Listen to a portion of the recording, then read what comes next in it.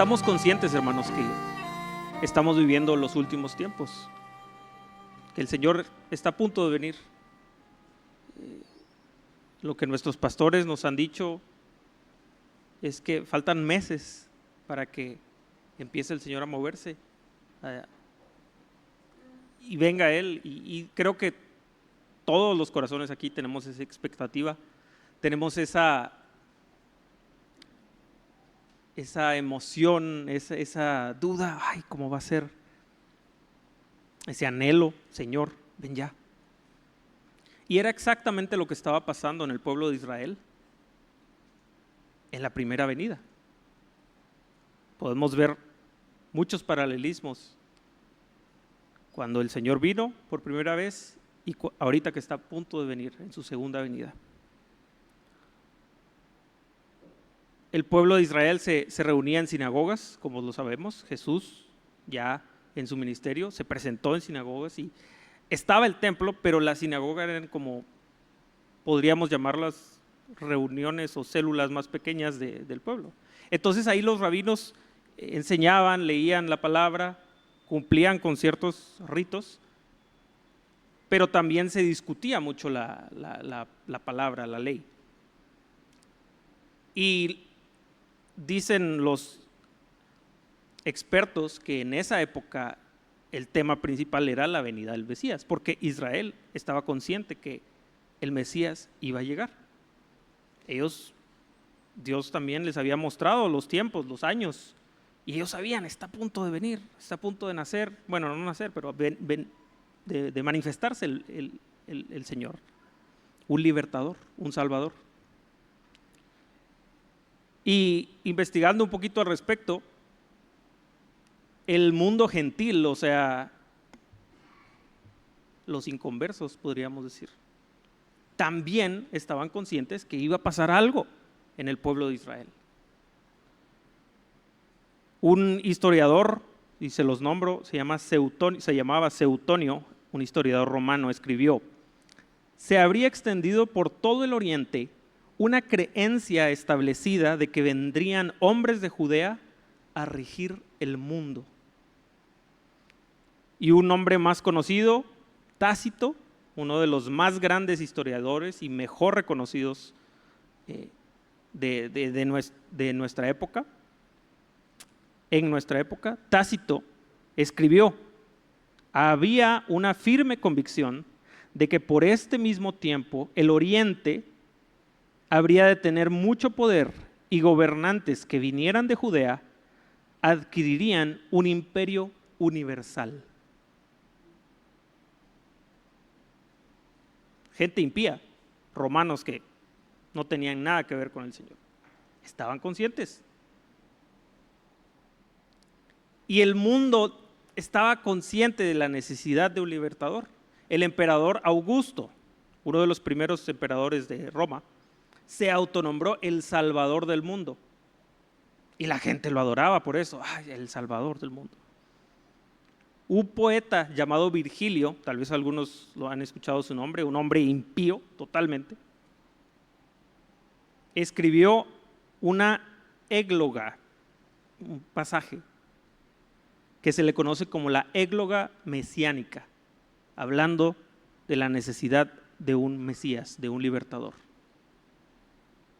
Entonces el mundo entero, judíos y no judíos, estaban conscientes: va a venir un Mesías, va a venir un libertador.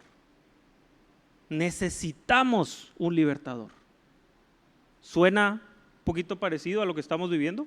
¿Suena un poquito familiar a lo que aún la gente de afuera dice: ay, es que ya no hay solución? Necesitamos que venga el Señor, y eso lo decimos como su iglesia. Pues el pueblo de Israel es el ejemplo para nosotros. Y tristemente la gran mayoría del pueblo de Israel no reconoció al Salvador cuando llegó. Y ese peligro lo corremos nosotros. No hay nada que nos garantice: vamos a reconocer al Mesías, vamos a seguir al Salvador. a nuestro Señor. Entonces, hoy con la ayuda del Señor queremos ver quiénes sí lo hallaron y por qué.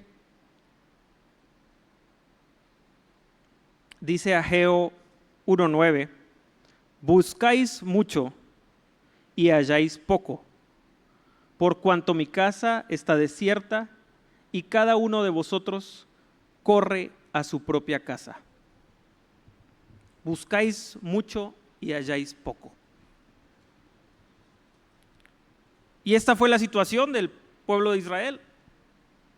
Los rabinos, los fariseos, los escribas, sí buscaron al Mesías. Y sí estaban expectantes. Ay, ¿será que es aquí? ¿Será que es allá? ¿Será que es tal? Surgieron, podríamos llamarlos falsos mesías. Y la gente lo seguía. Ay, tal vez él es. No, no es. Y venían los romanos y mataban a todos. Ay, este no era. Tal vez es este otro. Pues bueno, a los primeros a los cuales les fue revelado que el Mesías había llegado, en orden cronológico, si vamos a Lucas 2:8, por favor.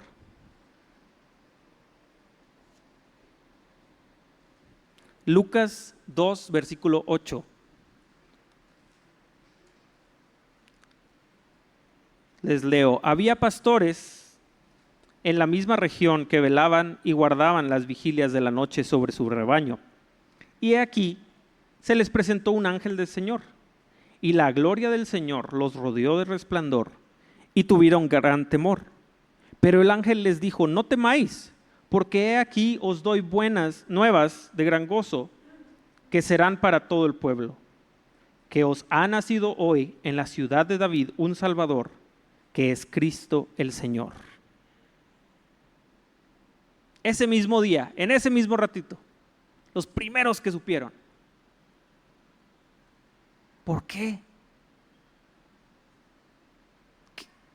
¿Qué tenían estos pastores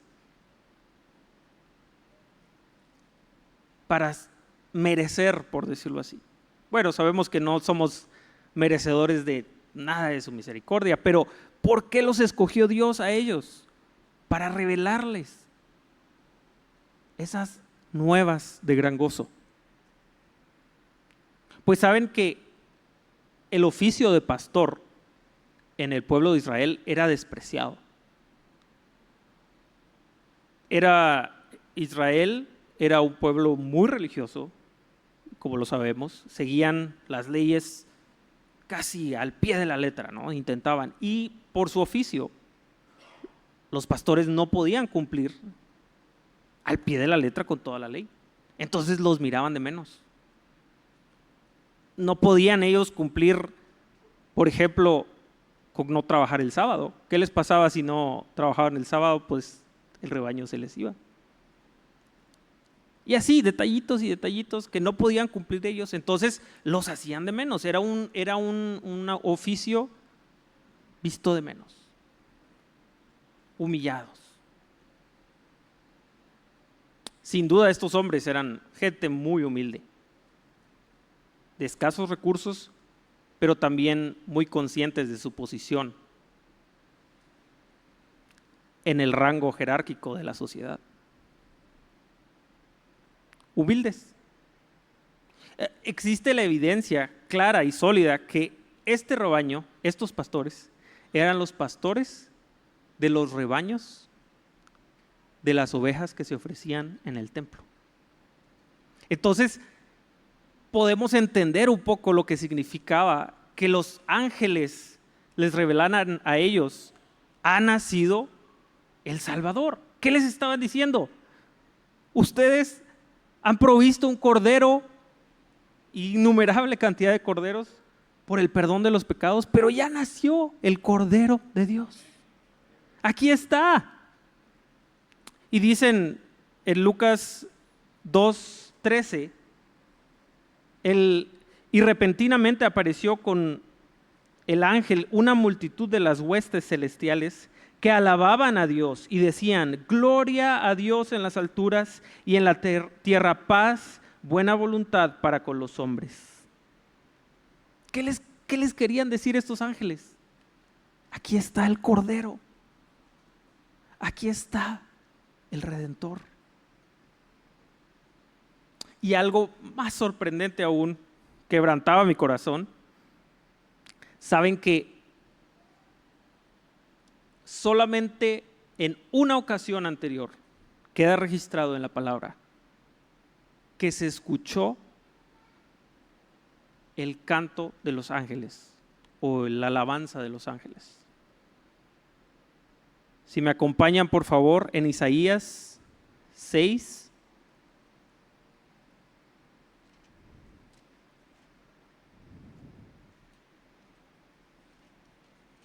La única otra ocasión en la que se escuchó la alabanza angelical. Isaías 6, versículo 1. En el año que murió el rey Uzías, vi yo al Señor sentado sobre un trono alto y sublime, y sus faldas llenaban el templo. Por encima de él había serafines, cada uno tenía 6 alas, con 2 cubrían sus rostros, con 2 cubrían sus pies, y con 2 volaban. Y el uno al otro daba voces diciendo: Santo, Santo, Santo, Jehová de los ejércitos, toda la tierra está llena de su gloria. Y los quiciales de las puertas se estremecieron con la voz del que clamaba, y la casa se llenó de humo. Hermanos, ¿alguna vez hemos tenido en nuestro corazón esa pregunta? Ay, Señor, ¿cómo se escuchará la alabanza en los cielos, en el trono? Y estos humildes pastores despreciados, estos rechazados de la sociedad, tuvieron ese privilegio de escuchar la alabanza que se escucha en el trono del Señor. Hombres humildes.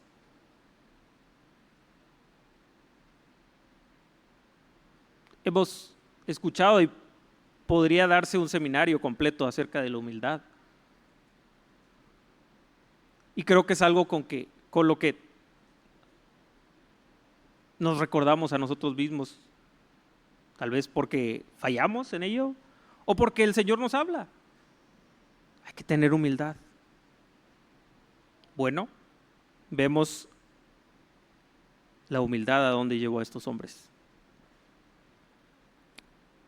Pero hay otro grupo de hombres que también recibieron revelación. Y le puse aquí por título a este grupo: los sabios de Oriente, porque podría conocérsele como los Reyes Magos. El pasaje está en Mateo 2, versículo 1. Mateo capítulo 2.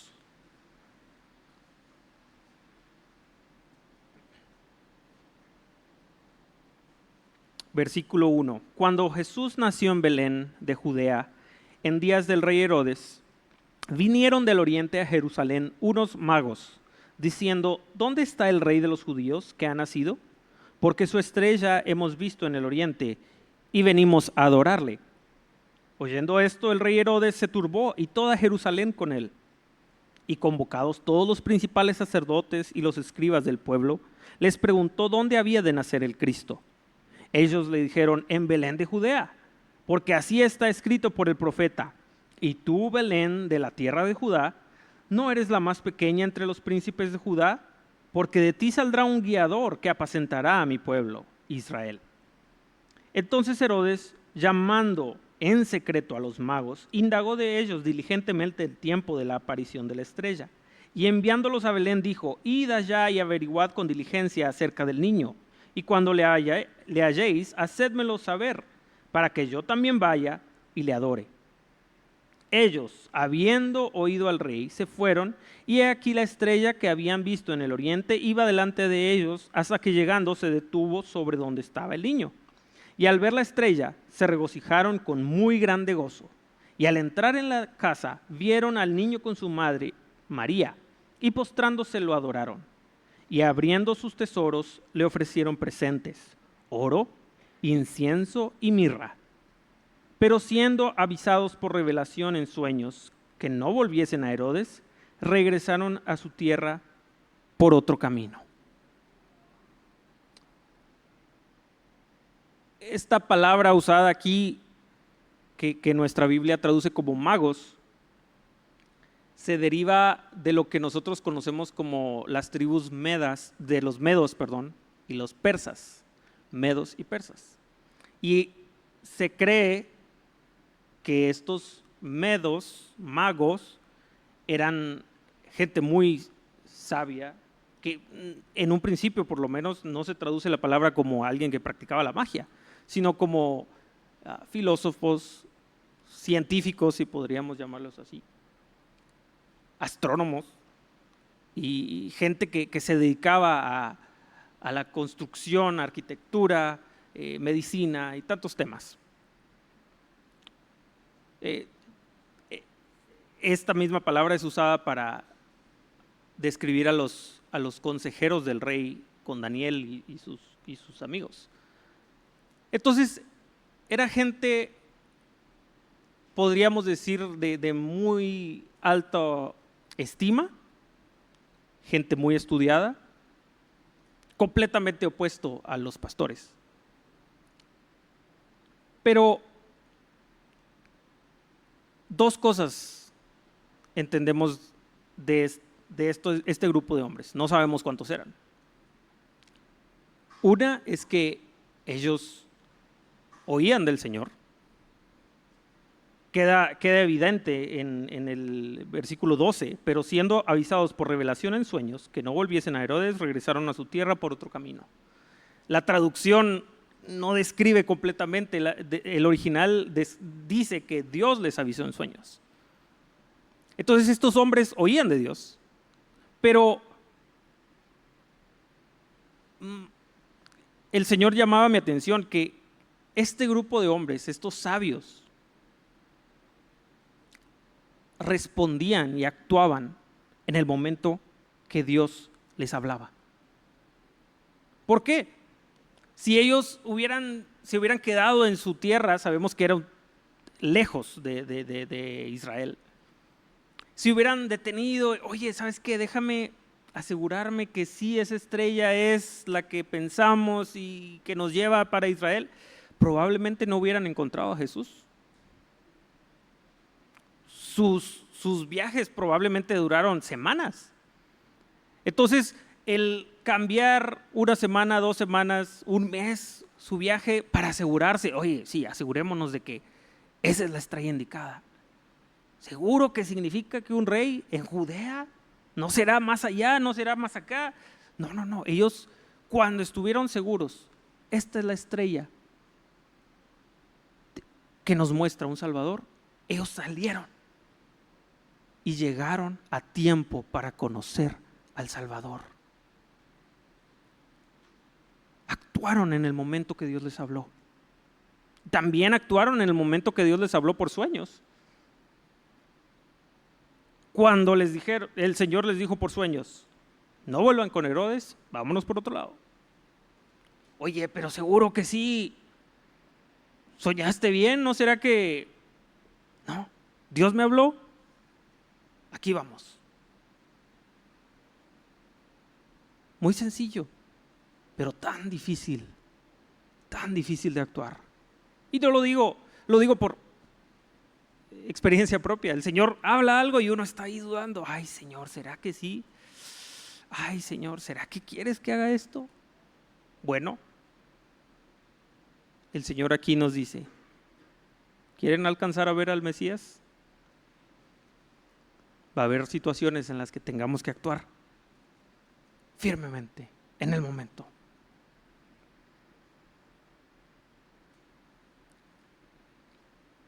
En tercer lugar, queremos ver a Ana, la profetisa.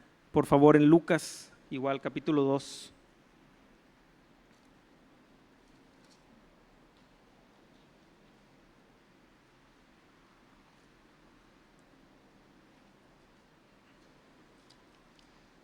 Lucas capítulo 2, versículo 36.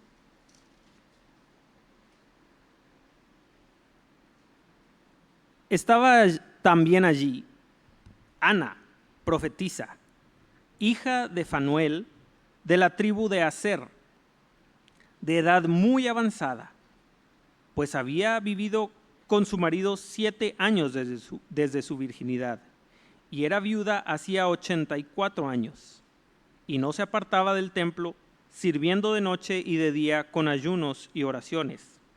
Esta, presentándose en la misma hora, daba gracias a Dios y hablaba del niño a todos los que esperaban la redención en Jerusalén. Son 3 versículos los que el Señor usa para describir a Ana. Pero 3 versículos con mucha información. Dice que ella era de la hija de Fanuel, de la tribu de Aser. Resulta que Fanuel probablemente no era su padre, sino ella era del linaje de Fanuel, un príncipe de la tribu de Aser. Entonces, ella era de un linaje, podríamos decirlo, real. Y también el hecho que diga que era de la tribu de Aser. Esta tribu de Aser era conocida porque sus mujeres eran muy bonitas, eran muy bellas. De hecho, muchas de las esposas de los reyes eran de la tribu de Aser. Y también eran esposas de los sumos sacerdotes. Entonces, el que diga que era hija de Fanuel y de la tribu de Aser, está describiendo un aspecto de ella. Pero inmediatamente y a nuestros ojos queda más evidente lo que el Señor quiere resaltar de ella.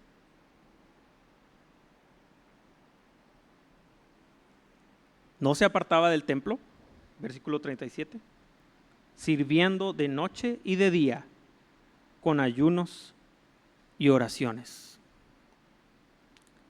Su carta de presentación era esta. Como les decía en un principio, la vida religiosa judía, la vida diaria judía en el aspecto religioso, giraba en torno a la sinagoga, no al templo. Los fariseos o los rabinos de esa época se habían encargado como que de atraer más la atención hacia ellos, hacia sus enseñanzas, atraer al pueblo a escuchen lo que yo tengo que decirles. Esta es la interpretación de la ley. En el templo había oración y sacrificios. Y esta mujer entendía lo que era importante.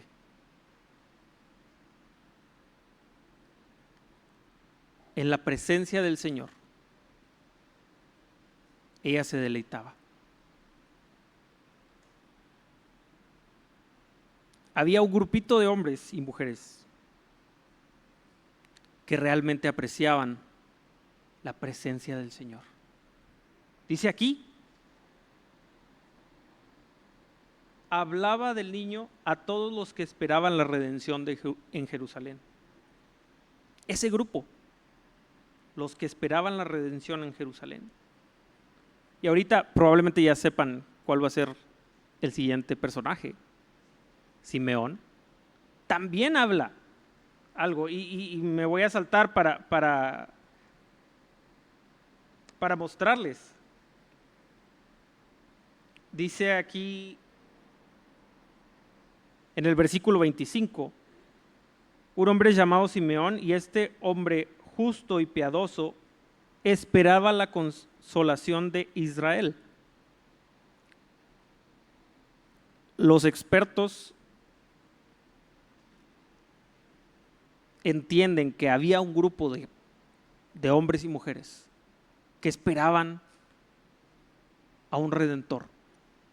Mientras el pueblo en general, los rabinos, los fariseos, los escribas, decían, no, es que va a venir un libertador, va a venir un guerrero y nos va a libertar de este yugo romano.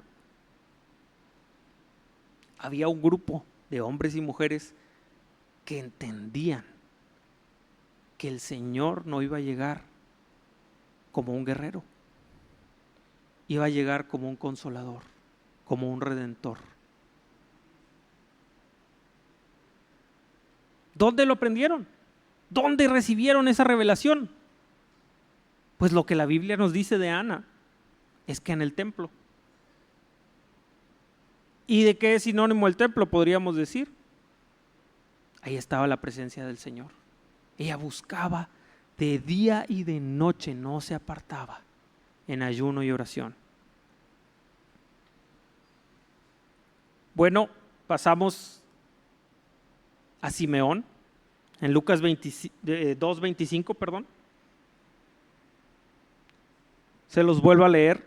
Y he aquí, había en Jerusalén un hombre llamado Simeón, y este hombre justo y piadoso esperaba la consolación de Israel, y el Espíritu Santo estaba sobre él. Y le había sido revelado por el Espíritu Santo que no vería la muerte antes que viese al ungido del Señor. Y movido por el Espíritu, vino al templo. Y cuando los padres del niño Jesús lo trajeron al templo para hacer con él conforme al rito de la ley, él le tomó en sus brazos y bendijo a Dios diciendo: Ahora, Señor, despides a tu siervo en paz conforme a tu palabra, porque han visto mis ojos tu salvación, la cual has preparado en presencia de todos los pueblos, luz para salvación a los gentiles y gloria de tu pueblo Israel. Y José y su madre estaban maravillados de todo lo que se decía de él. Y los bendijo Simeón y dijo a su madre María: He aquí, este está puesto para caída y para levantamiento de muchos en Israel, y para señal que será contradicha, y una espada traspasará tu misma alma, para que sean revelados los pensamientos de muchos corazones. Entonces, vemos en Simeón encapsulado cada uno de estos detalles. Era un hombre justo, lo cual resalta su relación con Dios y el valor que Dios le tenía a él. Otro hombre justo lo encontramos en Génesis 7:1. Génesis 7:1 dice: Dijo luego Jehová a Noé: Entra tú y toda tu casa en el arca, porque a ti he visto justo delante de mí en esta generación. Ya nos da un poquito de vislumbre el tipo de hombre que era Simeón, ¿no? Un hombre justo como Noé. También dice que era piadoso. Y aquí la palabra en el original habla del temor de Jehová, su santidad, su vida diaria, su caminata. El Salmo 4, versículo 3 dice: Sabed pues que Jehová ha escogido al piadoso para sí. Y por último, describe que esperaba la consolación de Israel. Él había recibido la revelación de que el Mesías no llegaría por medios humanos o por el brazo de la carne, lo que el resto del pueblo pensaba. No, es que viene un guerrero y hay que pelear contra los romanos. No, eso no es lo que viene. Él esperaba un consolador, algo totalmente diferente a lo que el resto del pueblo estaba esperando. El Espíritu Santo estaba sobre él.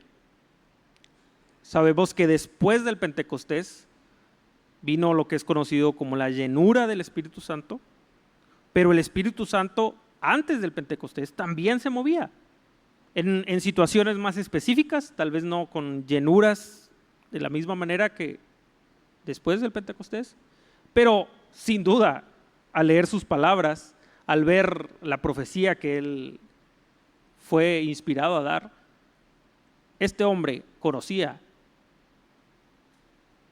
lo que era el Espíritu Santo. Dice el versículo 27, Lucas 2, 27, lo que también vemos y aprendemos de los sabios de Oriente. Y movido por el Espíritu vino al templo. ¿Qué tan rápido obedeció Simeón cuando el Espíritu puso en su corazón la cosquillita? Oye, ayer fuiste al templo, vas a ir más tarde, pero ahorita hay que ir. ¿Qué tan rápido obedeció él? ¿Qué tanto tiempo, margen de error había para que él esperara un ratito? Ay, estoy tan cómodo ahorita, ya almorcé, quiero sentarme un ratito aquí y ahorita voy, Señor. ¿Qué hubiera pasado si él decía eso? El propósito de su vida, la preparación de 70, 80 años de relación con el Señor, de una vida justa, piadosa, pero dependía de una decisión en un instante. Hijo, ve al templo. Sí, Señor.